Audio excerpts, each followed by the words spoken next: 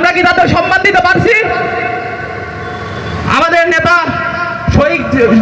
শহীদ president Ziaur Rahman সে এই শ্রমিকদের নিয়েই দেশ গড়ার লক্ষ্যে মাঠে নেমেছিল। আমাদের এই ছাত্রদল তারই সংগঠন। আমি এতটুকু আদাবদ্ধ যে তার নেতৃত্ব তার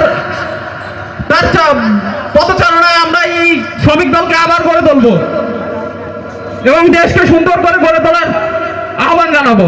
এতটুকু বলে আমি আমার বক্তব্য শেষ করতে যাচ্ছি। শহীদ জিয়া অমর হোক, দেশনেত্রী খালেদা জিয়া জিন্দাবাদ, তারুণ্যের অহংকার তারেক রহমান জিন্দাবাদ। কুষ্টিয়া জেলা বিএনপি এবং অ্যাশিওর গ্রুপের চেয়ারম্যান। প্রধান বক্তা হিসেবে আছেন বীর মুক্তিযোদ্ধা, জনমানুষের নেতা জনাব মোহাম্মদ আলাউদ্দিন খান, আহ্বায়ক খোকসা বিএনপি। প্রধান বিশেষ অতিথি হিসেবে আছে বীর মুক্তিযোদ্ধা আমাদের শ্রদ্ধেয় চাচা এজেড নজির রেশা বাজু মুন্সি, আহ্বায়ক